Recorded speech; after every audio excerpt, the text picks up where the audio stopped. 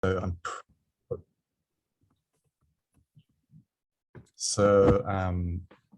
to this panel. We're going to wait a couple of minutes or a minute to let everyone join. Make sure that audience members can find their way to this panel, and we will kick off in less than a minute. So thank you for joining us, and I look forward to continuing the discussion very, very shortly.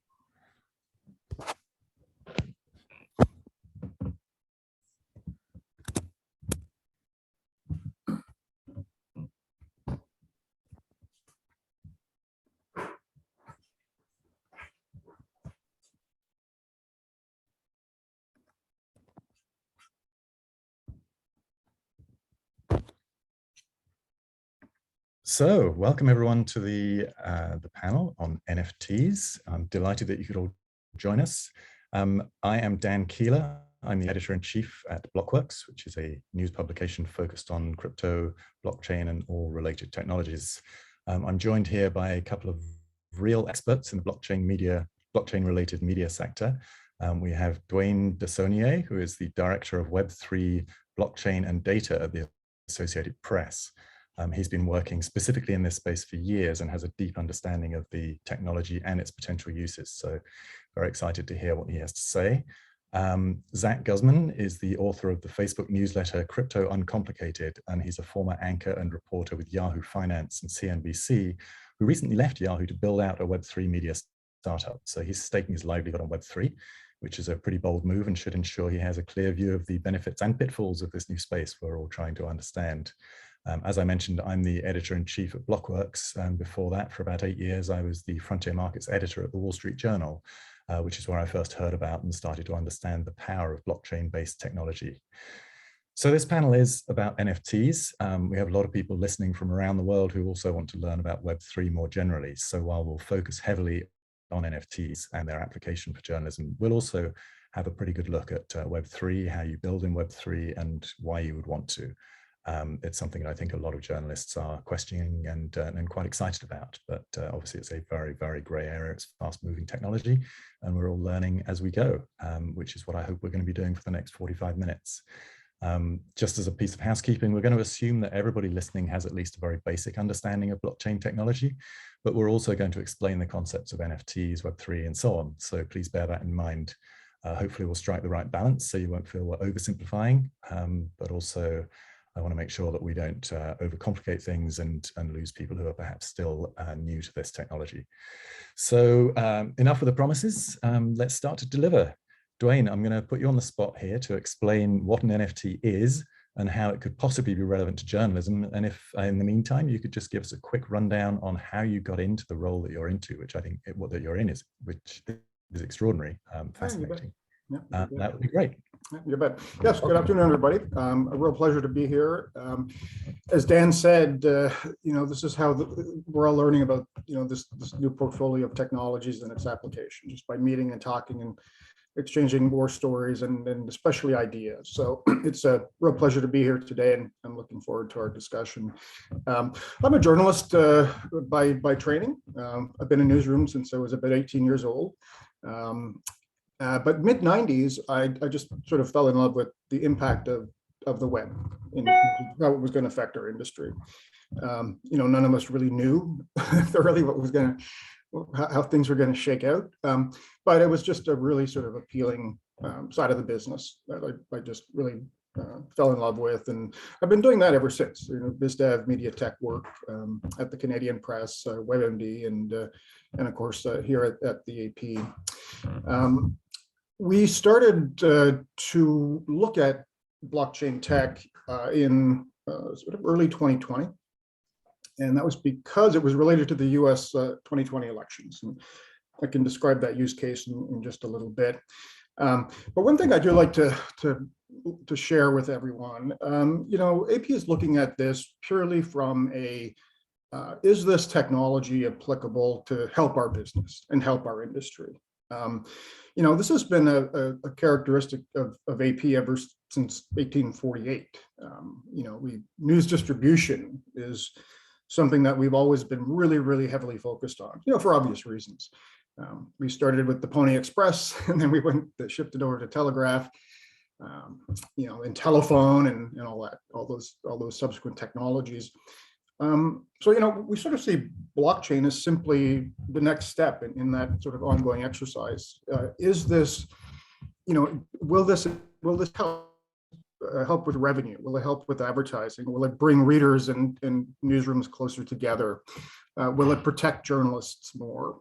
So those are the sort of questions that we're interested in. So, we're not a poster child for crypto or the blockchain at all. Like, we're here just to see if the technology can help in any way. And the work that we've been doing has been focused on proving that out. So, the very, very first thing we did had nothing to do with NFTs, but it had everything to do with, if the blockchain is this really secure, impenetrable, censor-proof, network, platform, storage, archive, whatever you want to call it, then that sounds kind of important for journalism.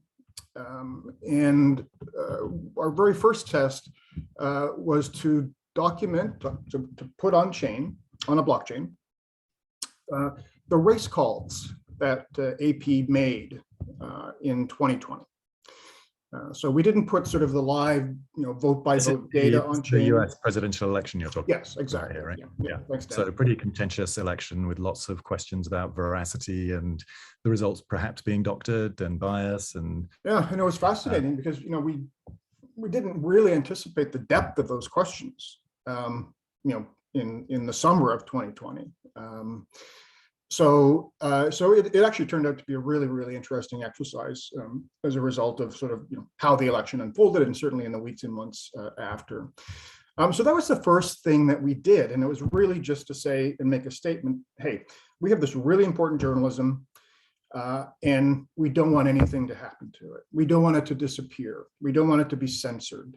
We don't want it to be hacked or altered. So this was the very first thing that we did. And then we got into NFTs after that. So that was the progression from the blockchain to NFTs. Just on that subject, I mean, you're talking about using the blockchain to create this immutable record of the results that you called in the election. Who had access to that? Like, I understand the excitement around getting something that's a permanent record and that is unchangeable and unhackable and whatever, but what's the point unless you've got a really good use case for it? So what would be the use case for that? Sure. So there's a bunch. Now, we did in 2020, so there wasn't a lot of folks on chain looking, for election results. The project was really well received by the industry just because of its intent and purpose. So back then, what we learned is, largely it was researchers that would tap the content that we published on chain. Believe it or not, one of the markets that used that data was the predictive betting markets. It's not necessarily a community that we pursue with vigor, but these were folks who the software that they were using for their betting needed to know from a trusted source, who won each election, who won each race. So that was one of the first audiences that consumed the race call data that we put on chain, and it was to settle a lot of predictive market work. Going forward, another example of that would be, with NPR, PBS, we're gathering evidence of war crime in Ukraine. So that's another, I think, obvious candidate for us to consider moving onto the blockchain. To, again, largely symbolic at this point, but nonetheless, I think, important symbolism to be sure, in order to preserve that evidence and the work that our teams have done in Ukraine. Onto the NFT side. So yeah, the first time I mentioned to my bosses that we should consider the use of NFT technology, so non-fungible tokens. They literally thought I was talking about mushrooms, or that I was on them. Can you give us the explanation you gave to them to explain what a non-fungible token is? Yeah, you bet. So there's a super technical answer, and I'll not touch that with a 10-foot pole. But this is really a certificate of ownership of an item, largely a digital item. So, I collected hockey cards as a young Canadian, and an NFT really is just a certificate piece of software that says Dwayne actually owns that hockey card. That's his. The ownership could be anything. It certainly started, as photos and art. But man, folks are now creating NFTs for houses, like for physical goods and objects, houses and whatnot. But what it really comes down to is, imagine, we're living in a digital world, and all these, younger generations, that's what they know. That's where they live. They're sort of digital native, as they say. And so much of their life is baked into, those technologies and those platforms and the culture. But one thing that they've not really ever been able to get that other generations have is, in their digital lives, proof of ownership of a digital item. We all buy a house and there's a deed, and it's a piece of paper largely, and it proves that we own that house. These folks that are growing up in a purely digital world, they also are really craving for proof of ownership, because it's so easy to copy and steal digital things. It's a right click on a mouse and then game over. So I think this is the attraction of NFTs, is it gives this new generation, a way to claim ownership, display ownership, and prove ownership of an item that and otherwise could be infinitely copied and repeated.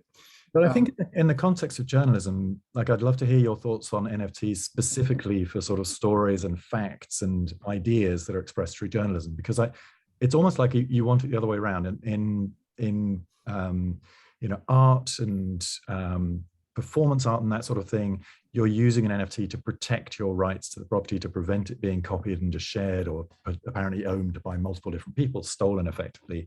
But in journalism, I would imagine what we're hoping to do is to actually use an NFT to maintain the integrity of the piece of content itself, but to share it and spread it as widely as possible. It's ironic, it's the other way around. So I'm very intrigued. Yeah, so some of the earlier projects that some of the organizations like the Post and the Times were doing were focused very much on provenance of that. So proving the authenticity and the integrity, largely of photos. And that's really, really important, of course, because, some of the fakes today, especially on the video side, are just mind-blowing. I mean, undetectable to the naked eye that something is fake and someone is saying something that's completely bogus. Very dangerous stuff. So one of the early use cases and a lot of work that went into it was to figure out how to use the blockchain in NFTs to display and prove that a photo is a totally legit New York Times photo or AP photo or Washington Post photo. And that's a great goal. It's a good, noble goal. I think in practical terms, though, what we've not yet seen is broad consumer demand for that, frankly. We know that we can do that. We know that if you publish a photo on a website, you can render a display to show that that photo is unique and truly from the AP. But yeah, in terms of doing that, applying it, thus far, I don't think a lot of newsrooms have seen a huge demand for that. But we know that it's coming, and I think that'll continue to be an important. So we've got a lot of working journalists on this call, and people who are in news organizations in one capacity or another. And I think that, one of the most important questions is the practical one of, okay, so we as journalists understand the importance of this technology. We get the idea of maintaining the integrity of your content, maintaining the integrity of what you're sharing with the public. How do we go about doing that? Like you guys have been working on this. If I'm a photographer and I've got some, great photographs that I want to make sure are immutable and aren't changed and do not get doctored, how do I do that? Sure. So it is a bit of a technical lift for sure. And I think that's another challenge that we face broadly. I work at a large organization, and fortunately we have the resources to dig into this. Although what I'll say is that to share with everybody that our efforts to partner technically to get these projects up and running and done, that's what we've done. This has not been anything that we've done with in-house technical talent. But the good news is there's a lot of technology firms out there that are very eager to help with these concepts and with these ideas. And so that's just made it, frankly, it's made a lot of this really possible. And that's just really practically important. I mean, I don't think we could afford to do a lot of what we've been able to do had we had to put a bunch of cash on the table and hire companies and whatnot. So when you are exploring this, keep that in mind, because there are folks that are eager to help, and companies that want to have that experience and see the results along with you. So some of the core things that folks need, of course, is a wallet. So there's this concept of a digital wallet that's uniquely yours, provably yours. It's a bit of a hassle to set up a wallet. It's still not particularly easy, and there's a number of wallets that you could choose from, and that's confusing, in and of itself. But that's sort of one of the key initial steps that anyone would have to take if they want to start working with this technology and minting or publishing, photos, is to get yourself set up with a wallet. Some of the popular ones, and not pushing any brands in particular, but certainly MetaMask is a very popular wallet.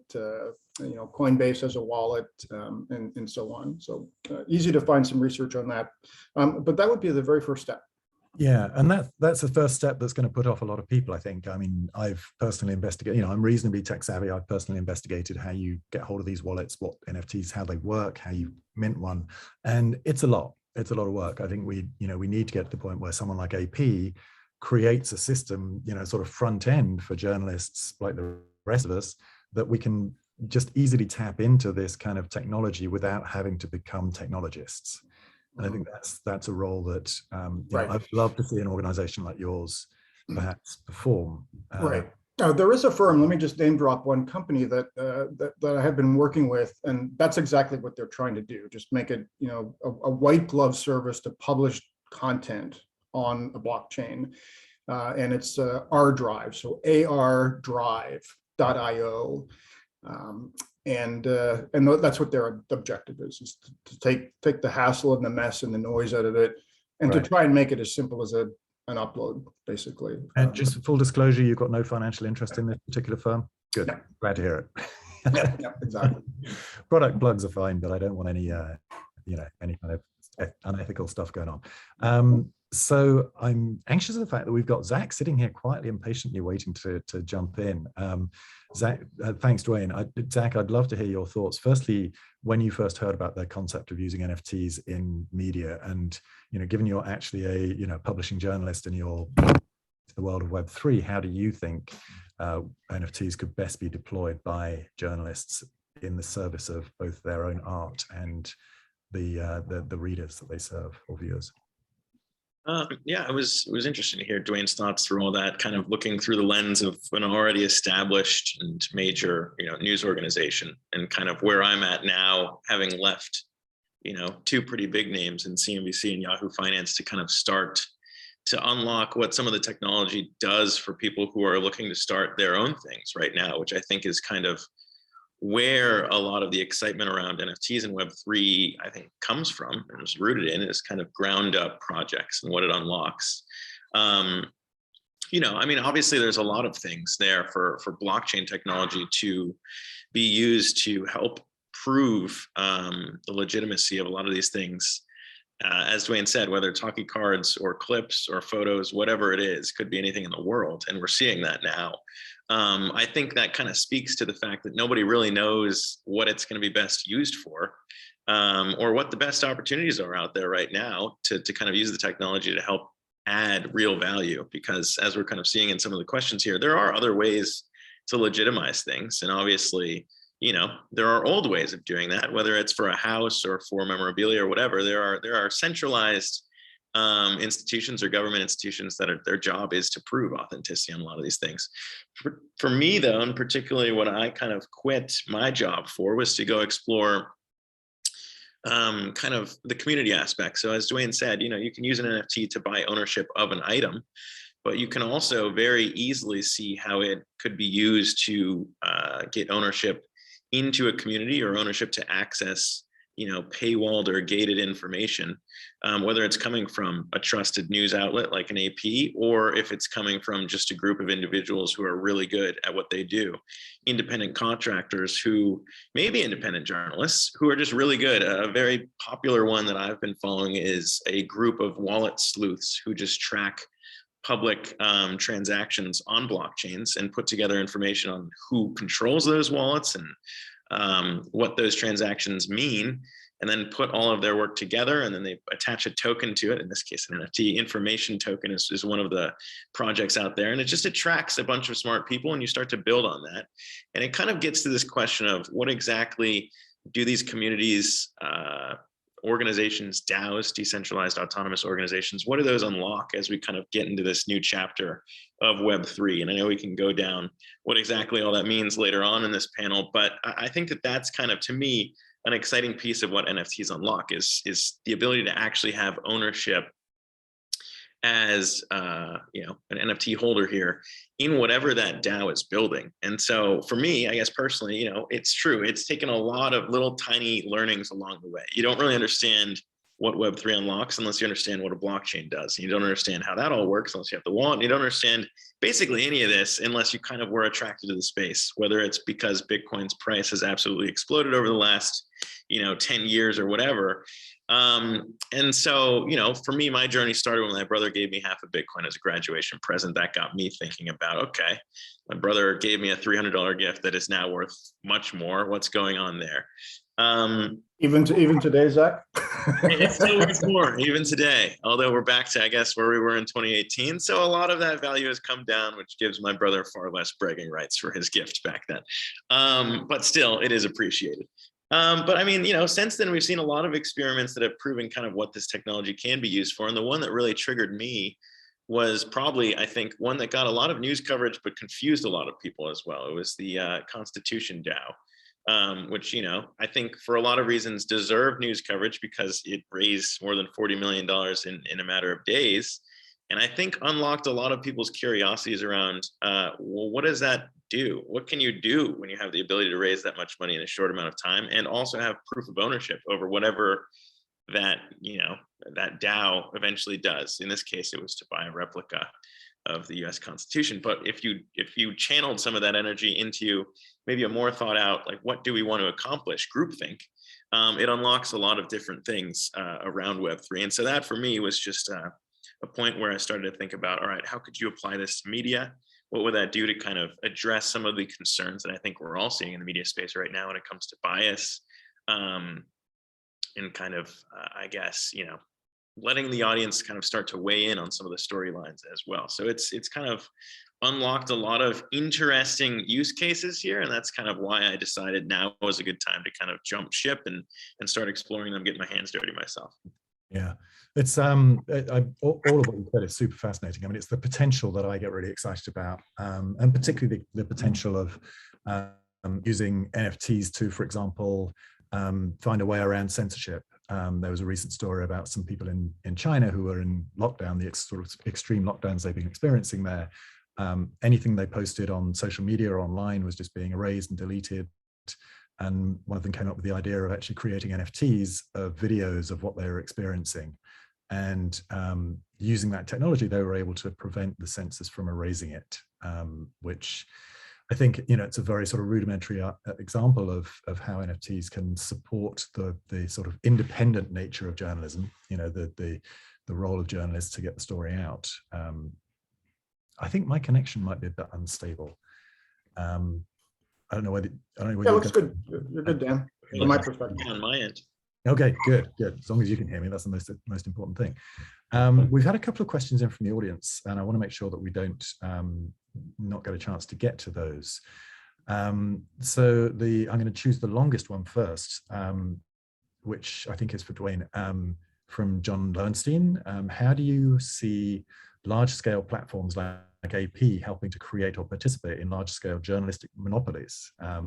Would AP consider partnering on a searchable platform that includes other photojournalists, but not be connected beyond the search mechanism? So I think that is kind of leveraging the reach that you have, and effectively giving smaller journalists or independent journalists the opportunity to compete with the large stock agencies. Yeah, for sure. So the answer is yes. Earlier this year, we launched our own NFT Marketplace, and we partnered with a tech company called Zua, and we launched that in January. The first phase of that, John, was to showcase AP photojournalism. Very specific images, historic images, just really important images. That photojournalist enthusiasts wanted to collect and own. Technically, they don't own the photos, so this is an IP and licensing is a really important part of this. In all the work that we've done, we're not selling copyright. We're basically selling a personal use license, but with a twist. The owner can resell that license, and we've never had that licensing mechanism at our disposal before. That means that AP would make money if the owner resold that NFT, and that transaction would happen automatically. You don't have to go chase the new owner to get your share of the transaction. The money just flows automatically. But certainly phase two is really absolutely. We've had many discussions with a lot of other groups. Minority communities, communities that don't necessarily have an easy time of getting into the mainstream media. And bringing forward those stories for sure is something that we're keenly focused on. And then the broader question as well, and this sort of gets to the Web3, the membership, the network, that Zack was describing. It's all to be seen, but I think there's really, really compelling evidence out there that down the road, in the not too distant future, we are going to see communities of folks interested in news, and it may be around niche topics and like climate, for example. But we really do see the potential for a much more engagement with those audiences, more engagement between the news consumer and the photojournalist or the reporter. And we've seen proof of that. When we minted and licensed some of our photos, we also set up these Twitter spaces where we could talk to the folks who were buying it or interested in buying the photo. And I've never seen such amazing engagement between a journalist and a news community as those Twitter spaces. They were wildly popular. Everybody was happy. The collectors were so enthusiastic to have heard directly from a journalist, to ask questions of the journalist. And certainly the journalists loved hearing the feedback. And the questions were even technical in nature. What camera did you use? How do you capture that shot? So yeah, that's the most exciting part to me, John, is I think, the collective efforts that this potentially could lead to around news gathering, news vetting, and then even news distribution for sure. This is something that I feel like is a thread running through this conversation and many others relating to blockchain technology, which is that an awful lot of this stuff works perfectly well in Web 2. You don't need Web 3 to have a Twitter Spaces discussion with your audience. You don't need Web 3 to have a database that's pretty secure against invasion by foreign actors or whoever. You can just take it offline if you really want to. So the question keeps occurring to me, and I see this all the time in the industry that I'm focused on, which is obviously crypto.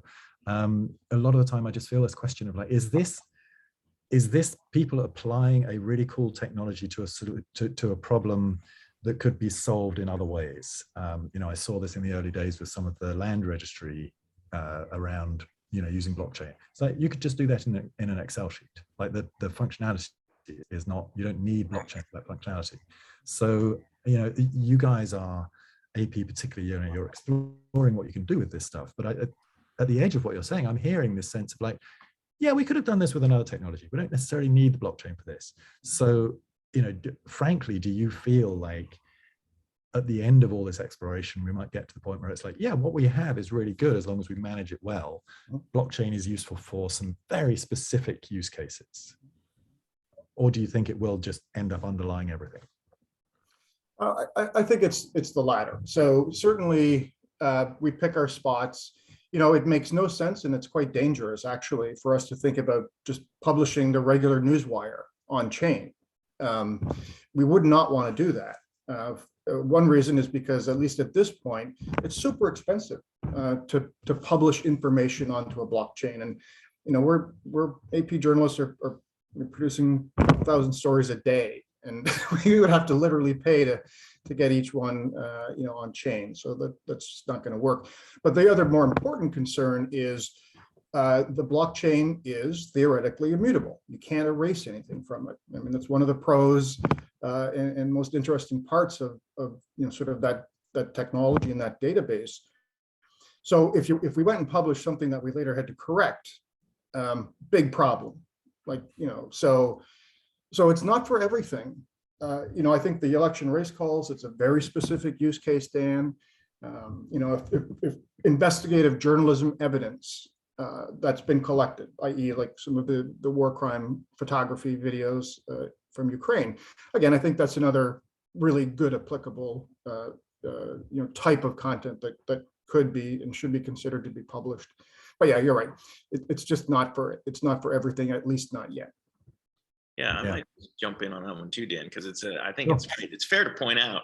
I mean, it's important for people to point out where some of this seems like you're putting a square peg in a round hole, where it's like you could do that if you want to. But I think there was a lot of NFT excitement, and I think a lot of people saw ways to make money in the early kind of launch around NFTs, and the excitement around Beeple and everything else was, okay, we can make this an NFT. But the question now that I think people are asking is, well, should you on a lot of these things? And for me, particularly, just when you think about media and kind of, I guess this is less on the journalism side, but more so on kind of the virality side of some of these things, just like when you talk about how some of this stuff scales, if there is ownership there. So like, I just think about Squid Game as kind of an example, as like a show that really no one probably would have had on their radar. It's on Netflix, whatever, but you hear about things through word of mouth, and your friends tell your friends, and something scales that way. And particularly with Web3 and NFTs around that is kind of the ownership aspect, which is new, I guess. There is no reward to kind of passing along content that you enjoy to other like-minded individuals necessarily for you. You're helping your friend, but you don't get any economic value out of it. But it does kind of start to be exciting when you think about, all right, well, what if I owned the upside in whether it's, an article, or whether it's a content creator that's really nailing it, but doesn't have a lot of followers yet. And you see that, and you play a part in helping them scale, and you share their content, and you get rewarded for it. There's a lot of ideas around that right now that I think does kind of break from the norm, and is kind of a use case that NFTs and that technology does unlock, because as Dwayne said, you can kind of finally start to track some of that through wallets, and that technology does start to unlock, I think, a lot of collaboration and upside and scalability. Yeah, I think I'm frozen at this point. Very good. Yeah. I think, for me, a really, really fundamental theme that runs through all of this, and I think that'll be really important in dictating where this all goes. And that is, why was the blockchain sort of and crypto, Bitcoin originally created? And that was a very specific response from a very specific technical community to the Great Recession. And more particularly, in their perspective, how the banks screwed everyone and how the government let them get away with murder. This was the start of blockchain and crypto culture. So what these very technical people said is, man, we're getting hosed here. Can we use technology so that we can just work among ourselves? And we don't need, a bank to be skimming off the top or whatever. You know, we don't need a central government to run everything. So that's what blockchain and crypto is all about, is in this word of decentralization. It means moving the middleman out, and connecting like the three of us on this Zoom call right now. You know, there's no one in the middle here. If that culture persists, you know, if people continue to believe that, yeah, we should be able to transact commercially directly with each other without having to go through a bank or a credit card company. You know, if that culture, if that vibe, if that mission, you know, continues and really catches on and expands, then I think there's a really, you know, interesting future for this whole technology. But at the end of the day, if people say, oh, yeah, we hate centralized entities, but you know what, we kind of need them. We need a bank, you know. The technology can do it all magically, but I want to have a bank. You know, if that cultural view and opinion persists and doesn't change, then the blockchain will stay on the periphery, and it's not going to be anything that's going to really make a meaningful difference in the economy. I think it's like everything. It's going to be, the end result will be a mix. You know, we're seeing with the meltdown in the crypto markets at the moment that, you know, the overall feeling is like, oh no, this thing is just collapsing. But actually, if you look a little more closely, there's certain elements of it are, and it tends to be the elements that are based on unsustainable business models that, you know, with hindsight, you can look back and say, well, actually, that looked pretty unsustainable from the start. So I think, you know, we'll see a blend of different technologies, and the benefits of the blockchain-based technology, I think we will start to really understand what it is as people like you and you know, both of you and all the people on this call start to experiment with it more.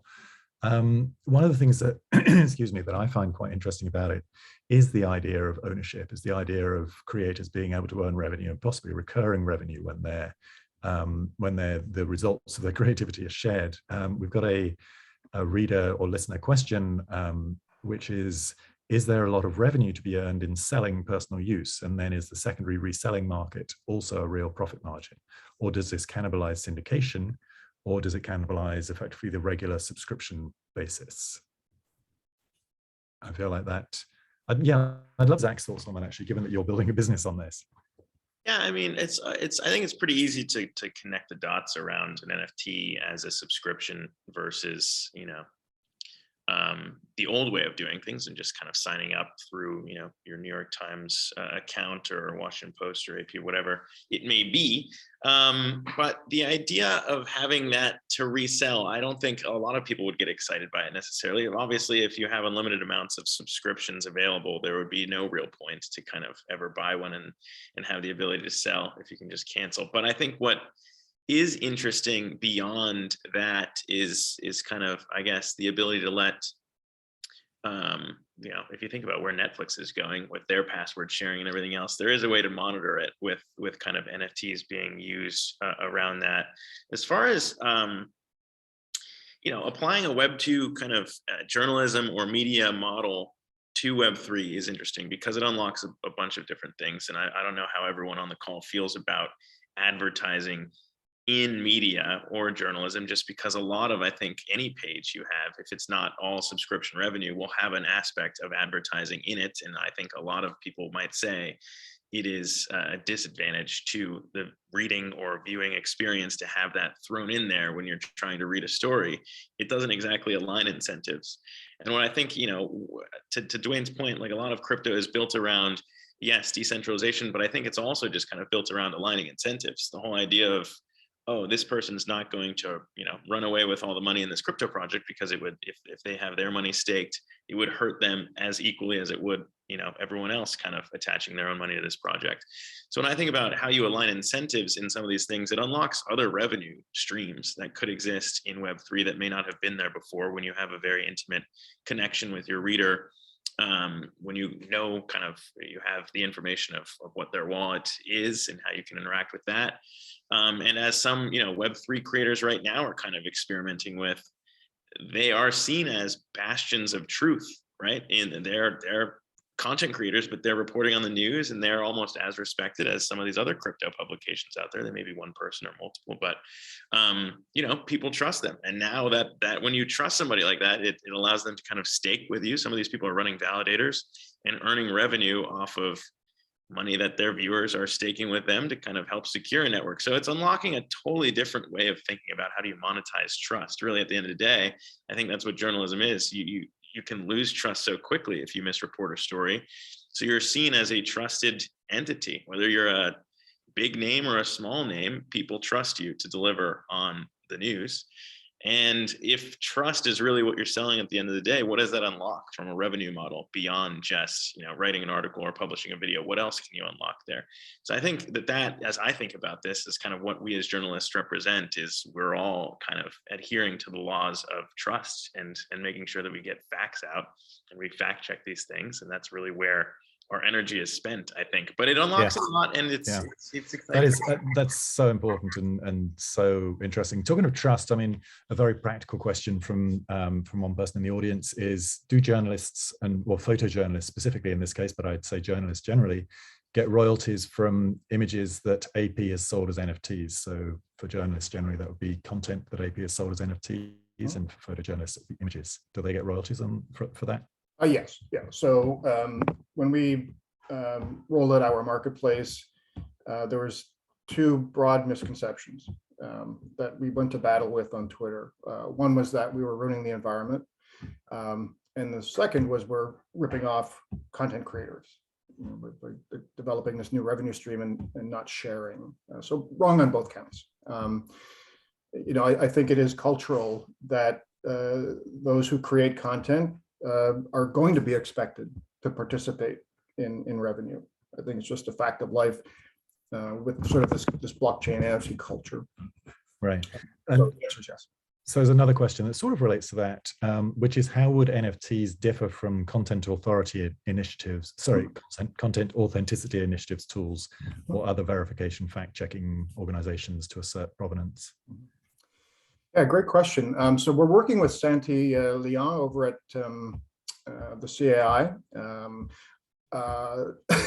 We sort of see it as like another layer of authenticity, another layer of certainty that that the photo is accurate, legitimate, and not manipulated. So, you know, that's my sense of it at this point, how they go together. But again, early, and we'll see where the technology might lead us. Yeah. Zack, one final question for you. We're bumping up against our deadline, which of course all journalists find very motivating.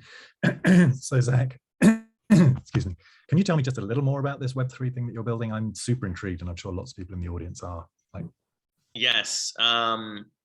Yeah, basically, you know, right now it's kind of exploring what all this technology can be used for. And the idea is basically in Web3, you know, I guess we never really defined it, but you're moving into an area where there is no wall between content creator and audience.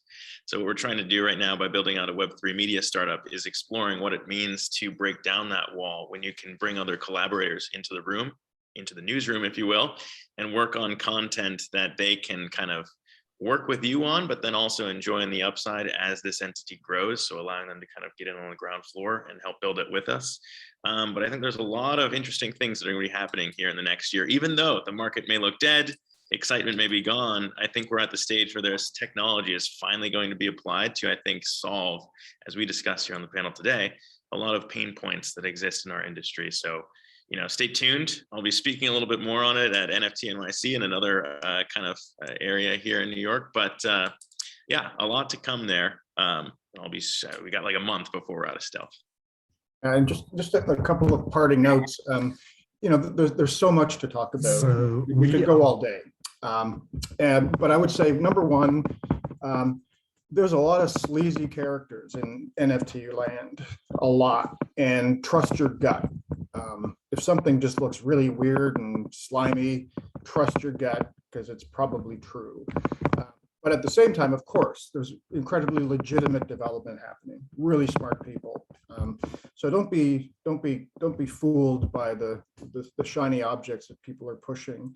And then secondly, really quick, I think one area that we've not touched on that for this audience in particular is really, really interesting is application of blockchain technology for advertising and to create a better experience for the audience, the advertiser, and the media property. So lots online about that, but super interesting as a way to improve advertising. Definitely a whole different discussion there, and a very rich seam to be mining. Well, I super appreciate the content, the contribution from both of you guys and from the audience too. I have to say, in my world, in the crypto world, a lot of people are talking about this downturn, this shakeout as being a time when the builders really get to work. It's when really good, solid projects start to get built and reinforced. And I think we'll see the same on the content creation side, the same on the content management side. So I think we're going to see some application of the technology that we've started to explore already really kind of flourish. And the next year or two will be a fascinating time. And glad that the two of you are here to help guide our understanding of that. So thank you for your time. Thank you very much to CUNY for arranging this. Been fascinating to be involved in it. And thank you to the audience for tuning in.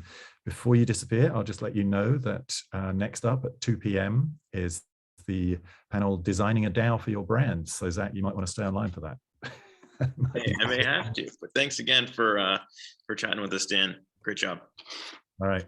Thanks, everyone. And thanks to the audience. Have a great day, everyone.